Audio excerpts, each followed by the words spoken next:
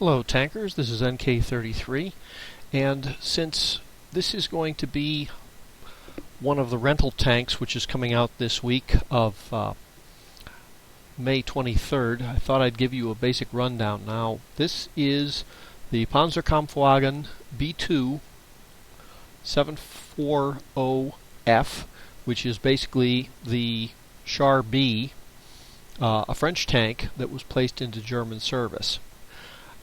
Now, the gun is not very good, but the best thing about this is the armor. As you can see, the plating is 60 millimeters and it's well sloped, so it's about 77. The side armor is flat, but it's also 60 millimeters, which means you are unlikely with a Tier 3 or Tier 4 vehicle to be able to go through this, except possibly the Matilda or certain other vehicles. Now, this tank is unusual in that the matchmaking that it gets is Tier 4 only, which means it can see only Tier 3s and Tier 4s. And it is seriously overpowered facing them. The only thing that prevents it from being completely overpowered is the very poor gun. So, straight on you get 76. But it does have weak points. One is this viewport. That's, 46 points of armor. And then there's this bulge here. And as you can see, that's also only about 46 points of armor. It's 45, and it's not as heavily sloped. But you got to be careful. If you shoot it down here, it gets a lot better. If you shoot it up here, it gets a lot better because of the sloping. So you got to sort of hit it straight on. That's how you shoot this thing from the front. If you shoot at it from the side, it's got 60 millimeters of armor everywhere, except this drive wheel, which has the additional 30 points. So where do you shoot it? The turret. The turret is 50 millimeters of armor. It's a fairly small target, but it's not too well rounded. It's fairly flat, so if you can shoot it in the side of the turret, that's good. The other thing is you've got a few areas here where the armor is a little weaker. You've got the cupola. Don't shoot at the gun mantlet. Never shoot at the gun mantlet. The big weakness it's got is this hatch here.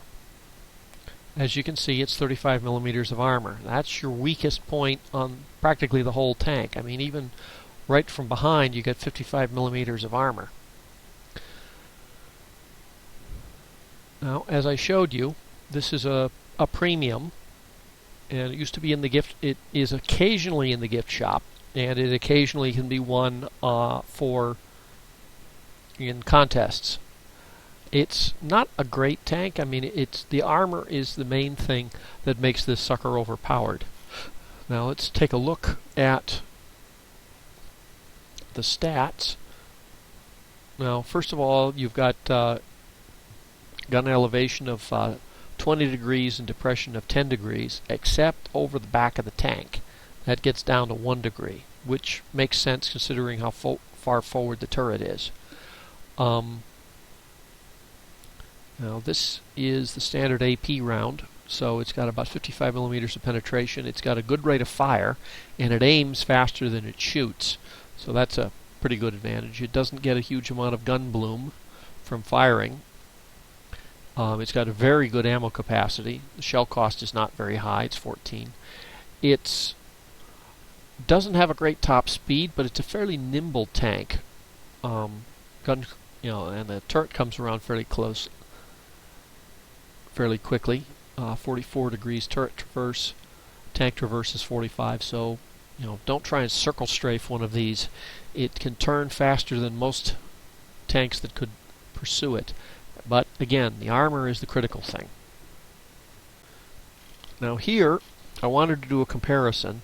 The reference tank that I'm using is the PzKw B2 using the standard ammunition. Then you have the B1, well, it's using the SA-35 gun, or it says it is. Then you have the B1, and this one I've got set up so it's also using the SA-35 gun. This is the B1 with the top gun, which is the SA-37, which is also 47 millimeter, but it's a much more capable 47 millimeter. Ironically, these are on Tier 4 tanks, and the best gun you can get is a Tier 3 gun. So even the B2, the armor is going to be what sets you apart. And this is the Panzerkampfwagen B2, except armed with the APCR, the gold round. That's got 90 millimeters of penetration. It's a much more capable round. DPM, the B1s, the French, have higher DPM. The penetration of the German SA-35 is better than the French, but it's not as good as the SA-37 on the French. And loading gold, it beats them all, but that's not unexpected. The French 47 millimeters have better damage. The rate of fire is higher on the French units because the reload time is less. Shell velocity of the SA-37 is comparable to the shell velocity of the gold round on the German SA-35. Same ammo capacity. The aim time is slightly better on the German. Accuracy, the effect of the bloom, varies depending on what stat it is. Also, the German SA-35 is more accurate than the French, but it's not as accurate as the SA-37. Dispersion from moving is lower on the French, but turret traverse is lower on the German. The bloom after firing is lower on the German. The damaged gun is roughly the same. The French has better depression, but not as good elevation. So they're comparable in most ways. The terrain resistance is goes from equal to the German having a big advantage, but it's a lot more maneuverable. The turret traverse and the tank traverse are much better for the German, the premium tank. Armor layout is roughly the same. The French has the advantage of in health, and the top radio is better than the standard radio that the German carries. Shell cost, if you're not firing premium, the shell cost is lower. So this is basically a pretty decent tank. But when you're facing it, you've got to aim for weak spots. This bulge on front and that, or if you're firing at the side, aim at the turret. And if you can get it from behind, don't shoot it in the butt. Shoot it in the back of the turret. That big hatch is fairly obvious.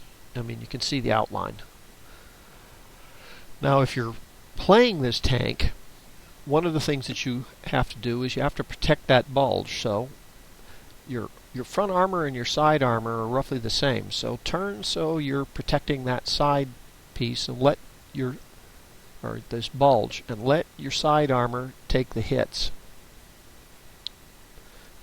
So you sort of want to come around an angle like that. So that's angled and it's partially blocked by your tracks.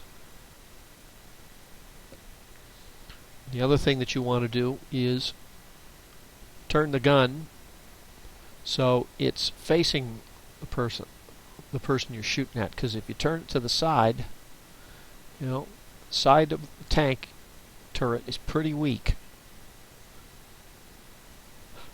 One of the things that you might want to try is what's called reverse side scraping, which is you literally turn around, put your butt up against a building so they can't hit you, and basically sort of shoot over your shoulder. It's called reverse side scraping, and it's a fairly effective tactic. So I hope this video has been informative. I hope it's useful. You're probably going to be seeing a lot of these in the lower tiers, especially if you play Tier 4. If you were playing Tier 5, you probably won't see them. But if you're playing Tier 3 or 4, you're going to probably be seeing a bunch of them. And they're going to be played by much better players. And so aim for these weak spots. The bulge on the front, the viewport. Aim for the turret, including the cupola. And aim for this hatch. Well, I hope that was useful. And I'll see you